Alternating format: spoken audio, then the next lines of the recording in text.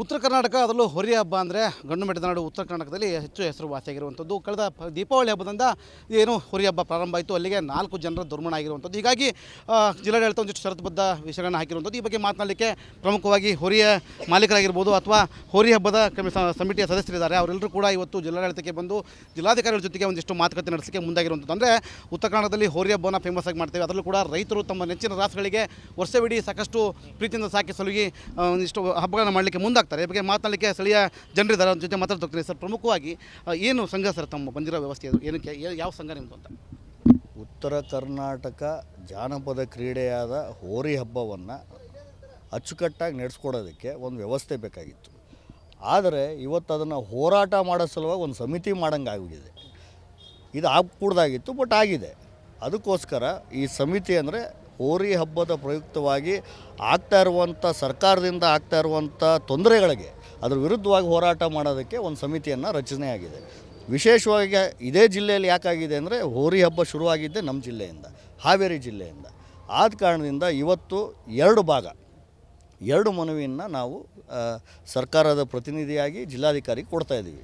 ಮೊದಲೇ ಮನವಿ ಬ್ರಾಡರ್ ಮನವಿ, ಒಂದು ಕಂಬಳ ಹಾಗೂ ಜಲ್ಲಿಕಟ್ಟಿಗೆ ಇರುವಂಥ ವ್ಯವಸ್ಥೆ, ಅದಕ್ಕಿರುವಂಥ ವಿಮಾ ವ್ಯವಸ್ಥೆ, ಅದಕ್ಕಿರುವಂಥ ಸುಸಜ್ಜಿತವಾದ ಕ್ರೀಡಾಂಗಣಗಳು, ಇದು ಯಾವುವು ಹೋರಿ ಹಬ್ಬಕ್ಕೆ ಸಿಗ್ತಾಯಿಲ್ಲ.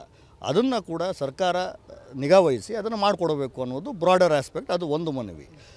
ಎರಡನೇದು, ಈಗ ಸದ್ಯಕ್ಕೆ ನಮಗೆ ತೊಂದರೆ ಆಗ್ತಿರೋದೇನು, ನೋವು ಆಗ್ತಿರೋದೇನು, ಕರ್ನಾಟಕ ಸರ್ಕಾರದ ಒಂದು ಸುತ್ತೋಲೆ ಇದೆ, ಅದರೊಳಗೆ 18 ಷರತ್ತುಗಳು ಇದೆ. ಆ 18 ಷರತ್ತುಗಳಲ್ಲಿ 5 ಷರತ್ತುಗಳು ನಾವೆಲ್ಲ ನೋಡಿದಾಗ, ಎಲ್ಲ ಹೋರಿ ಹಬ್ಬ ಆಚರಿಸ್ಕೊಂತ ಬಂದಂಥ ನಿಪುಣರೇ ಇಲ್ಲಿರೋದು, ಅವರಿಗೆ 5 ಷರತ್ತುಗಳು ಇದು ಭಾಗಶಃ ನಮ್ಮ ರೈತರು ಅದನ್ನು ಮಾಡಿಕೊಡೋಕ್ಕೆ ಆಗಲಿಕ್ಕಿಲ್ಲ. ಆ ಕಂಡೀಷನ್ ಸ್ಯಾಟಿಸ್ಫೈ ಮಾಡಲಿಲ್ಲ ಅಂದ ತಕ್ಷಣ ಇವ್ರು ಪರ್ಮಿಷನ್ ಕೊಡೋದಿಲ್ಲ. ಇದು ಒಂದು ರೀತಿಯಲ್ಲಿ ಹಬ್ಬವನ್ನು ಹತ್ತಿಕ್ಕುವಂಥ ಒಂದು ವ್ಯವಸ್ಥಿತ ಸಂಚು ಅಂತ ಅವ್ರಿಗೆ ಅನಿಸಿದೆ. ಮುಂದೆ ಕೂಡ ಇದನ್ನೇ ಮೇಂಟೈನ್ ಮಾಡಿದ್ರೆ ಏನು ಮಾಡಿದ್ರಿ, ಹಬ್ಬ ಮಾಡೋವಂಥವ್ರು ಏನು ಮಾಡ್ತೀರಿ? ಮೊದಲನೇದಾಗಿ ಈಗ ಆ 5 ಒಂದು ಮಾರ್ಪಾಡು ಮಾಡಬೇಕು, ತೆಗೆದುಹಾಕಬೇಕು ಅನ್ನೋದು ನಮ್ಮ ಮಾಗಣಿ. ಅದು ಕೊಡ್ತಾಯಿದ್ದೀವಿ. ಇದನ್ನು ನೆಕ್ಸ್ಟು ಅದನ್ನು ಕೇಳಲಿಲ್ಲ, ಸರ್ಕಾರದವರು ಅದಕ್ಕೆ ಒಪ್ಪಲಿಲ್ಲ ಅಂದರೆ 2 ರೀತಿ ಹೋರಾಟವನ್ನು ನಾವು ಮಾಡ್ತೀವಿ. ಒಂದು ಹೋರಾಟ ಸಾಂಕೇತಿಕವಾಗಿ ಜಿಲ್ಲಾ ಆಡಳಿತಕ್ಕೆ ಹಾಗೂ ಸರ್ಕಾರಕ್ಕೆ ಎಚ್ಚರಿಕೆ ಗಂಟೆ ಆಗಬೇಕು ಅಂತ ಹೇಳಿ ಒಂದು ನಿರ್ಧಾರ ಮಾಡ್ತೀವಿ. ಇನ್ನೊಂದು, ಕಾನೂನಿನ ಚೌಕಟ್ಟಿನಲ್ಲಿ ಜಲ್ಲಿಕಟ್ಟು ಕೂಡ ಬ್ಯಾನ್ ಆದಾಗ ಸರ್ವೋಚ್ಚ ನ್ಯಾಯಾಲಯದಲ್ಲೇ ಹೋಗಿ ಹೋರಾಟ ಮಾಡಿ ಗೆದ್ಕೊಂಬಂದಿರುವಂಥ ಪ್ರತೀತಿ ಇದೆ. ಅದೇ ರೀತಿಯಲ್ಲಿ ಉತ್ತರ ಕರ್ನಾಟಕದ ಈ ಜನಪ್ರಿಯ ಕ್ರೀಡೆ ಕೂಡ ನಾವು ಇದನ್ನು ಕಾನೂನು ಚೌಕಟ್ಟಿನಲ್ಲಿ ಉಚ್ಚ ನ್ಯಾಯಾಲಯ ಅಥವಾ ಸರ್ವೋಚ್ಚ ನ್ಯಾಯಾಲಯಕ್ಕೆ ಹೋದರೂ ಕೂಡ ಚಿಂತೆ ಇಲ್ಲ, ಕಾನೂನು ಹೋರಾಟ ಮಾಡಿ ಇದು ಗೆಲ್ತೀವಿ. ಈ ಪ್ರಮುಖವಾಗಿ ದೀಪಾವಳಿ ಹಬ್ಬದಲ್ಲಿ ಪ್ರಾರಂಭ ಆಗಿರುವಂಥದ್ದು ಏನಂದರೆ ಈ ಒಂದು ಹಬ್ಬ ಹೋರಿ ಹಬ್ಬ ಅಂತ ಹೇಳ್ಬೋದು. ಈ ಹೋರಿ ಹಬ್ಬಕ್ಕೆ ಒಂದಿಷ್ಟು ಷರತ್ತುಗಳನ್ನು ಹಾಕಿರುವಂಥದ್ದು. ಅಂದರೆ ಇವೆಲ್ಲವನ್ನು ಒಪ್ಪದೇ ಇದ್ದರೆ ಮುಂದಿನ ನಡೆ ಏನಾಗಿರುತ್ತೆ ಅಂತ ಹೋರಿ ಮಾಲೀಕರಾಗಿರ್ಬೋದು, ಆಟಗಾರರು ಹೋರಾಟ ಅನಿವಾರ್ಯ ಆಗೈತಿ. ಈಗ ನಾವು ಶಾಂತ ರೀತಿಯಿಂದ ಮನವಿ ಕೊಡ್ತಾ ಇದ್ದೀವಿ, ಜಿಲ್ಲಾಧಿಕಾರಿಗಳಿಂದ ಸರ್ಕಾರದ ಕಣ್ಣು ತರಿಸೋಂಥ ಪ್ರಯತ್ನ ಮಾಡ್ತಾ ಇದ್ದೀವಿ. ಅಕಸ್ಮಾತ್ ಸರ್ಕಾರ ಅದಕ್ಕೆ ಏನಾರ ಕಣ್ಣು ತೆರಲಿಲ್ಲ ಅಂದ್ರೆ ಮುಂದೆ ಬೀದಿಗಿಳಿದು ಹೋರಾಟ ಮಾಡ್ತಿದ್ರು. ಅದರಿಂದ ಯಾರಿಗೆ ಸಾವು ನೋವು ಮತ್ತೊಂದು ಮಗದೊಂದು ಆಯ್ತು, ಯಾವರ ಸಾರ್ವಜನಿಕ ಆಸ್ತಿ ನಷ್ಟ ಆಯ್ತು ಅಂದ್ರೆ ಅದಕ್ಕೆಲ್ಲ ಮೇನ್ ಸರ್ಕಾರನೇ ಹೊಣೆ ಆಗಿರ್ತದೆ. ಜಿಲ್ಲಾಡಳಿತ ಪ್ರಮುಖ ಪ್ರಶ್ನೆ ಅಂದರೆ ಮೊನ್ನೆ ಏನೋ 4 ಬಲಿಯಾದರು ಈ ಹೋರಿ ಹಬ್ಬದಲ್ಲಿ, ಅವರ ಜೀವಕ್ಕೆ ಅಥವಾ ಅವರ ಕುಟುಂಬಕ್ಕೆ ಯಾರು ಹೊಣೆ ಅನ್ನೋ ಮಾತನ್ನು ಜಿಲ್ಲಾಡಳಿತ ಪ್ರಥಮವಾಗಿ ತೋರಿಸ್ತಿರೋ, ಈ ಬಗ್ಗೆ ಏನು ಹೇಳ್ತೀರಿ? ಅಲ್ಲ, ಈಗ ರೋಡಲ್ಲಿ ಪ್ರತಿಯೊಂದು ಆಕ್ಸಿಡೆಂಟ್ ಆಗಿರ್ತಾವೆ, ಹಂಗಂದ್ರೆ ಅವ್ರ ಸಾವು ನೋವಿಗೆ ಯಾರು ಹೊಣೆ? ಇದು ಸಾಂಸ್ಕೃತಿಕ ಕ್ರೀಡೆ. ಇದನ್ನು ಹಿಂದೆ ಪೂರ್ವಜರು ನಡೆಸ್ಕೊಂತ ಬಂದ್ರೆ ಅದನ್ನು ನಶಿಸಿ ಹೋಗಬಾರ್ದು, ಅದನ್ನು ಉಳಿಸ್ಬೇಕು ಅನ್ನೋ ಉದ್ದೇಶದಿಂದ ಮಾಡ್ಕೊಂಡು ಬಂದಿರೋದು. ಪ್ರಾಣಿಗಳನ್ನು ಮುಂದಿಟ್ಕೊಂಡು ಹಬ್ಬ ಮಾಡ್ತಂಥದ್ದು. ಈ ಜನ ಮಾಡೋದು ಬೇರೆ, ಪ್ರಾಣಿಗಳು ಮಾಡೋದು ಬೇರೆ, ಹೌದ್ರಾ? ಆ ಪ್ರಾಣಿಗಳನ್ನು ನಾವು ಅದ್ರದ್ದು ಬರೀ ಕೇವಲ ಅದನ್ನು ದುಡಿಸ್ಕೊಂಡು ಅದನ್ನು ಹೊಲ ಉಳುಮೆ ಮಾಡೋದು ಇನ್ನೊಂದು ಮತ್ತೊಂದು ಮಾಡೋದಕ್ಕಿಂತ ಅದಕ್ಕೂ ಒಂದು ಎಂಟರ್ಟೈನ್ಮೆಂಟ್ ಇರಬೇಕು ಅನ್ನೋ ಒಂದು ದೃಷ್ಟಿ ಇಟ್ಕೊಂಡು ನಾವು ಮಾಡ್ತಾ ಇರೋದು. ಅದರಿಂದ ಸಾವು ನೋವು ಆಗ್ತಾ, ಅದನ್ನು ಜವಾಬ್ದಾರಿ ಇಟ್ಕೊಂಡು ನಾನು ಹಬ್ಬಲ್ಲಿ ಬರ್ತಾ ಇದ್ದೀನಿ, ನಾನು ಇಂಥ ಹೋರಿಗಳು ಇಂಥವು ಇರ್ತಾವೆ, ನಾವು ಜಾಗೃತೆಯಿಂದ ಇರ್ಬೇಕು ಅನ್ನೋದು ಯಾರ್ದು? ನಮ್ಮ ಕರ್ತವ್ಯ, ಮನುಷ್ಯರದಾಗಿರ್ತೈತಿ. ನಾವೆಲ್ಲ ಅದನ್ನು ಅರ್ಥಕೊಂಡು ನಮಗೆ ಇದನ್ನೆಲ್ಲ ಅರ್ಥ ಮಾಡ್ಕೊಳ್ಳೋ ಅಂತ ಕೆಪಾಸಿಟಿ ಇದ್ದಾಗ ನಾವು ಅದನ್ನು ಅರ್ಥ ಮಾಡ್ಕೊಂಡು ಅಲ್ಲಿ ಹಬ್ಬದಲ್ಲಿ ಭಾಗವಹಿಸ್ಬೇಕು. ಷರತ್ತುಗಳನ್ನು ತೆಗಿಬೇಕು ಅಂತಾನೋ ಅಥವಾ ಪರ್ಮಿಷನ್ ಕೇಳಬಾರ್ದು ಅಂತ ಷರತ್ತುಗಳನ್ನು ಡಿಸಾಲ್ವ್ ಮಾಡಬೇಕು. ಯಾಕಂದರೆ ಷರತ್ತುಗಳು ಇದಕ್ಕೆ ಅನ್ವಯಿಸಬಾರ್ದು. ಹಬ್ಬಗಳನ್ನು ಸರ್ಕಾರನ ನಿಂತ್ಕೊಂಡು ಪ್ರೋತ್ಸಾಹಿಸಿ ಹಬ್ಬಗಳನ್ನು ಮಾಡಿಸೋಂಥ ಪ್ರಯತ್ನ ಮಾಡಬೇಕು. ಒಟ್ಟಾರೆಯಾಗಿ ಏನಂತಂದರೆ ಈ ಜನರು ಅಂದರೆ ಪ್ರಮುಖವಾಗಿ ಹಬ್ಬವನ್ನು ಆಡಿಸುವಂಥ ಜನರಾಗಿರ್ಬೋದು, ಯಾರೋ ಸಾವಿಗೆ ಯಾರು ಹೊಣೆ ಅಲ್ಲ. ಸಾಕಷ್ಟು ಅಪಘಾತ ಕೂಡ ಆಗ್ತೇವೆ, ಅದಕ್ಕೆಲ್ಲ ಸರ್ಕಾರ ಅಥವಾ ನಾವು ಹೊಣೆ ಆಗಲ್ಲ ನಮ್ಮ ಮಾತನ್ನು ಹೋರಿ ಹಬ್ಬದ ಮಾಲೀಕರು ಮತ್ತು ಹೋರಿ ಹಬ್ಬವನ್ನು ಆಡಿಸುವಂಥ ಜನ ಹೇಳ್ತಿರುವಂಥದ್ದು. ಕ್ಯಾಮರಾ ಪರ್ಸನ್ ಶಂಕರ್ ಕೊಪ್ಪ ಜೊತೆ ಮಾರುತಿ BM ರಿಪಬ್ಲಿಕ್ ಕನ್ನಡ, ಹಾವೇರಿ. ಉತ್ತರ ಕರ್ನಾಟಕ, ಅದರಲ್ಲೂ ಹೋರಿ ಹಬ್ಬ ಅಂದರೆ ಗಂಡು ಮೆಟ್ಟಿದ ನಾಡು ಉತ್ತರ ಕರ್ನಾಟಕದಲ್ಲಿ ಹೆಚ್ಚು ಹೆಸರುವಾಸಿಯಾಗಿರುವಂಥದ್ದು. ಕಳೆದ ದೀಪಾವಳಿ ಹಬ್ಬದಿಂದ ಏನು ಹೋರಿ ಹಬ್ಬ ಪ್ರಾರಂಭ ಆಯಿತು, ಅಲ್ಲಿಗೆ 4 ಜನರ ದುರ್ಮರಣ ಆಗಿರುವಂಥದ್ದು. ಹೀಗಾಗಿ ಜಿಲ್ಲಾಡಳಿತ ಒಂದಿಷ್ಟು ಷರತ್ತುಬದ್ಧ ವಿಷಯಗಳನ್ನು ಹಾಕಿರುವಂಥದ್ದು. ಈ ಬಗ್ಗೆ ಮಾತನಾಡಲಿಕ್ಕೆ ಪ್ರಮುಖವಾಗಿ ಹೋರಿಯ ಮಾಲೀಕರಾಗಿರ್ಬೋದು ಅಥವಾ ಹೋರಿ ಹಬ್ಬದ ಸಮಿತಿಯ ಸದಸ್ಯರಿದ್ದಾರೆ, ಅವರೆಲ್ಲರೂ ಕೂಡ ಇವತ್ತು ಜಿಲ್ಲಾಡಳಿತಕ್ಕೆ ಬಂದು ಜಿಲ್ಲಾಧಿಕಾರಿಗಳ ಜೊತೆಗೆ ಒಂದಿಷ್ಟು ಮಾತುಕತೆ ನಡೆಸಲಿಕ್ಕೆ ಮುಂದಾಗಿರುವಂಥದ್ದು. ಅಂದರೆ ಉತ್ತರ ಕನ್ನಡದಲ್ಲಿ ಹೋರಿ ಹಬ್ಬವನ್ನು ಫೇಮಸ್ ಆಗಿ ಮಾಡ್ತೇವೆ, ಅದರಲ್ಲೂ ಕೂಡ ರೈತರು ತಮ್ಮ ನೆಚ್ಚಿನ ರಾಸುಗಳಿಗೆ ವರ್ಷವಿಡೀ ಸಾಕಷ್ಟು ಪ್ರೀತಿಯಿಂದ ಸಾಕಿ ಸಲುಗಿ ಒಂದಿಷ್ಟು ಹಬ್ಬಗಳನ್ನು ಮಾಡಲಿಕ್ಕೆ ಮುಂದಾಗ್ತಾರೆ. ಈ ಬಗ್ಗೆ ಮಾತನಾಡಲಿಕ್ಕೆ ಸ್ಥಳೀಯ ಜನರಿದ್ದಾರೆ, ಅವ್ರ ಜೊತೆ ಮಾತಾಡ್ತೀನಿ. ಸರ್, ಪ್ರಮುಖವಾಗಿ ಏನು ಸಂಘ ಸರ್ ತಮ್ಮ ಬಂದಿರೋ ವ್ಯವಸ್ಥೆ, ಅದು ಏನಕ್ಕೆ, ಯಾವ ಸಂಘ ನಿಮ್ಮದು ಅಂತ?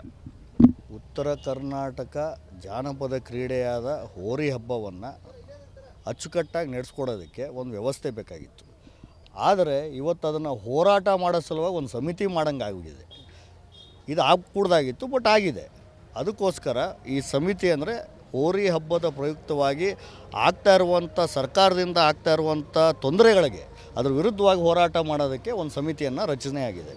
ವಿಶೇಷವಾಗಿ ಇದೇ ಜಿಲ್ಲೆಯಲ್ಲಿ ಯಾಕಾಗಿದೆ ಅಂದರೆ ಹೋರಿ ಹಬ್ಬ ಶುರುವಾಗಿದ್ದೆ ನಮ್ಮ ಜಿಲ್ಲೆಯಿಂದ, ಹಾವೇರಿ ಜಿಲ್ಲೆಯಿಂದ. ಆದ ಕಾರಣದಿಂದ ಇವತ್ತು 2 ಮನವಿಯನ್ನು ನಾವು ಸರ್ಕಾರದ ಪ್ರತಿನಿಧಿಯಾಗಿ ಜಿಲ್ಲಾಧಿಕಾರಿಗೆ ಕೊಡ್ತಾಯಿದ್ದೀವಿ. ಮೊದಲೇ ಮನವಿ ಬ್ರಾಡರ್ ಮನವಿ, ಒಂದು ಕಂಬಳ ಹಾಗೂ ಜಲ್ಲಿಕಟ್ಟಿಗೆ ಇರುವಂಥ ವ್ಯವಸ್ಥೆ, ಅದಕ್ಕಿರುವಂಥ ವಿಮಾ ವ್ಯವಸ್ಥೆ, ಅದಕ್ಕಿರುವಂಥ ಸುಸಜ್ಜಿತವಾದ ಕ್ರೀಡಾಂಗಣಗಳು, ಇದು ಯಾವುವು ಹೋರಿ ಹಬ್ಬಕ್ಕೆ ಸಿಗ್ತಾ ಇಲ್ಲ. ಅದನ್ನು ಕೂಡ ಸರ್ಕಾರ ನಿಗಾವಹಿಸಿ ಅದನ್ನು ಮಾಡಿಕೊಡಬೇಕು ಅನ್ನೋದು ಬ್ರಾಡರ್ ಆಸ್ಪೆಕ್ಟ್. ಅದು ಒಂದು ಮನವಿ. ಎರಡನೇದು, ಈಗ ಸದ್ಯಕ್ಕೆ ನಮಗೆ ತೊಂದರೆ ಆಗ್ತಿರೋದೇನು, ನೋವು ಆಗ್ತಿರೋದೇನು, ಕರ್ನಾಟಕ ಸರ್ಕಾರದ ಒಂದು ಸುತ್ತೋಲೆ ಇದೆ, ಅದರೊಳಗೆ 18 ಷರತ್ತುಗಳು ಇದೆ. ಆ 18 ಷರತ್ತುಗಳಲ್ಲಿ 5 ಷರತ್ತುಗಳು ನಾವೆಲ್ಲ ನೋಡಿದಾಗ, ಎಲ್ಲ ಹೋರಿ ಹಬ್ಬ ಆಚರಿಸ್ಕೊಂತ ಬಂದಂಥ ನಿಪುಣರೇ ಇಲ್ಲಿರೋದು, ಅವರಿಗೆ 5 ಷರತ್ತುಗಳು ಇದು ಭಾಗಶಃ ನಮ್ಮ ರೈತರು ಅದನ್ನು ಮಾಡಿಕೊಡೋಕ್ಕೆ ಆಗಲಿಕ್ಕಿಲ್ಲ. ಆ ಕಂಡೀಷನ್ ಸ್ಯಾಟಿಸ್ಫೈ ಮಾಡಲಿಲ್ಲ ಅಂದ ತಕ್ಷಣ ಇವ್ರು ಪರ್ಮಿಷನ್ ಕೊಡೋದಿಲ್ಲ. ಇದು ಒಂದು ರೀತಿಯಲ್ಲಿ ಹಬ್ಬವನ್ನು ಹತ್ತಿಕ್ಕುವಂಥ ಒಂದು ವ್ಯವಸ್ಥಿತ ಸಂಚು ಅಂತ ಅವ್ರಿಗೆ ಅನಿಸಿದೆ. ಮುಂದೆ ಕೂಡ ಇದನ್ನೇ ಮೇಂಟೈನ್ ಮಾಡಿದ್ರೆ ಏನು ಮಾಡಿದ್ರಿ, ಹಬ್ಬ ಮಾಡೋವಂಥವ್ರು ಏನು ಮಾಡ್ತೀರಿ? ಮೊದಲನೇದಾಗಿ ಈಗ ಆ 5ನ್ನು ಒಂದು ಮಾರ್ಪಾಡು ಮಾಡಬೇಕು, ತೆಗೆದುಹಾಕಬೇಕು ಅನ್ನೋದು ನಮ್ಮ ಮಾಗಣಿ. ಅದು ಕೊಡ್ತಾಯಿದ್ದೀವಿ. ಇದನ್ನು ನೆಕ್ಸ್ಟು ಅದನ್ನು ಕೇಳಲಿಲ್ಲ, ಸರ್ಕಾರದವರು ಅದಕ್ಕೆ ಒಪ್ಪಲಿಲ್ಲ ಅಂದರೆ 2 ರೀತಿ ಹೋರಾಟವನ್ನು ನಾವು ಮಾಡ್ತೀವಿ. ಒಂದು ಹೋರಾಟ ಸಾಂಕೇತಿಕವಾಗಿ ಜಿಲ್ಲಾ ಆಡಳಿತಕ್ಕೆ ಹಾಗೂ ಸರ್ಕಾರಕ್ಕೆ ಎಚ್ಚರಿಕೆ ಗಂಟೆ ಆಗಬೇಕು ಅಂತ ಹೇಳಿ ಒಂದು ನಿರ್ಧಾರ ಮಾಡ್ತೀವಿ. ಇನ್ನೊಂದು, ಕಾನೂನಿನ ಚೌಕಟ್ಟಿನಲ್ಲಿ ಜಲ್ಲಿಕಟ್ಟು ಕೂಡ ಬ್ಯಾನ್ ಆದಾಗ ಸರ್ವೋಚ್ಚ ನ್ಯಾಯಾಲಯದಲ್ಲೇ ಹೋಗಿ ಹೋರಾಟ ಮಾಡಿ ಗೆದ್ಕೊಂಬಂದಿರುವಂಥ ಪ್ರತೀತಿ ಇದೆ. ಅದೇ ರೀತಿಯಲ್ಲಿ ಉತ್ತರ ಕರ್ನಾಟಕದ ಈ ಜನಪ್ರಿಯ ಕ್ರೀಡೆ ಕೂಡ ನಾವು ಇದನ್ನು ಕಾನೂನು ಚೌಕಟ್ಟಿನಲ್ಲಿ ಉಚ್ಚ ನ್ಯಾಯಾಲಯ ಅಥವಾ ಸರ್ವೋಚ್ಚ ನ್ಯಾಯಾಲಯಕ್ಕೆ ಹೋದರೂ ಕೂಡ ಚಿಂತೆ ಇಲ್ಲ, ಕಾನೂನು ಹೋರಾಟ ಮಾಡಿ ಇದು ಗೆಲ್ತೀವಿ. ಈ ಪ್ರಮುಖವಾಗಿ ದೀಪಾವಳಿ ಹಬ್ಬದಲ್ಲಿ ಪ್ರಾರಂಭ ಆಗಿರುವಂಥದ್ದು ಏನಂದರೆ ಈ ಒಂದು ಹಬ್ಬ ಹೋರಿ ಹಬ್ಬ ಅಂತ ಹೇಳ್ಬೋದು. ಈ ಹೋರಿ ಹಬ್ಬಕ್ಕೆ ಒಂದಿಷ್ಟು ಷರತ್ತುಗಳನ್ನು ಹಾಕಿರುವಂಥದ್ದು. ಅಂದರೆ ಇವೆಲ್ಲವನ್ನು ಒಪ್ಪದೇ ಇದ್ದರೆ ಮುಂದಿನ ನಡೆ ಏನಾಗಿರುತ್ತೆ ಅಂತ ಹೋರಿ ಮಾಲೀಕರಾಗಿರ್ಬೋದು, ಆಟಗಾರರು? ಹೋರಾಟ ಅನಿವಾರ್ಯ ಆಗೈತಿ. ಈಗ ನಾವು ಶಾಂತ ರೀತಿಯಿಂದ ಮನವಿ ಕೊಡ್ತಾ ಇದ್ದೀವಿ, ಜಿಲ್ಲಾಧಿಕಾರಿಗಳನ್ನ ಸರ್ಕಾರದ ಕಣ್ಣು ತರಿಸೋಂಥ ಪ್ರಯತ್ನ ಮಾಡ್ತಾ ಇದ್ದೀವಿ. ಅಕಸ್ಮಾತ್ ಸರ್ಕಾರ ಅದಕ್ಕೆ ಏನಾರ ಕಣ್ಣು ತೆರಲಿಲ್ಲ ಅಂದ್ರೆ ಮುಂದೆ ಬೀದಿಗಿಳಿದು ಹೋರಾಟ ಮಾಡ್ತಿದ್ರು. ಅದರಿಂದ ಯಾವ್ರಿಗೆ ಸಾವು ನೋವು ಮತ್ತೊಂದು ಮಗದೊಂದು ಆಯ್ತು, ಯಾವರ ಸಾರ್ವಜನಿಕ ಆಸ್ತಿ ನಷ್ಟ ಆಯ್ತು ಅಂದ್ರೆ ಅದಕ್ಕೆಲ್ಲ ಮೇನ್ ಸರ್ಕಾರನೇ ಹೊಣೆ ಆಗಿರ್ತದೆ. ಜಿಲ್ಲಾಡಳಿತ ಪ್ರಮುಖ ಪ್ರಶ್ನೆ ಅಂದರೆ ಮೊನ್ನೆ ಏನೋ 4 ಬಲಿಯಾದರು ಈ ಹೋರಿ ಹಬ್ಬದಲ್ಲಿ, ಅವರ ಜೀವಕ್ಕೆ ಅಥವಾ ಅವರ ಕುಟುಂಬಕ್ಕೆ ಯಾರು ಹೊಣೆ ಅನ್ನೋ ಮಾತನ್ನು ಜಿಲ್ಲಾಡಳಿತ ಪ್ರಥಮವಾಗಿ ತೋರಿಸ್ತಿರೋ, ಈ ಬಗ್ಗೆ ಏನು ಹೇಳ್ತೀರಿ? ಅಲ್ಲ, ಈಗ ರೋಡಲ್ಲಿ ಪ್ರತಿಯೊಂದು ಆಕ್ಸಿಡೆಂಟ್ ಆಗಿರ್ತಾವೆ, ಹಾಗಾದ್ರೆ ಅವ್ರ ಸಾವು ನೋವಿಗೆ ಯಾರು ಹೊಣೆ? ಇದು ಸಾಂಸ್ಕೃತಿಕ ಕ್ರೀಡೆ, ಇದನ್ನು ಹಿಂದೆ ಪೂರ್ವಜರು ನಡೆಸ್ಕೊಂತ ಬಂದ್ರೆ ಅದನ್ನು ನಶಿಸಿ ಹೋಗಬಾರ್ದು, ಅದನ್ನು ಉಳಿಸ್ಬೇಕು ಅನ್ನೋ ಉದ್ದೇಶದಿಂದ ಮಾಡ್ಕೊಂಡು ಬಂದಿರೋದು.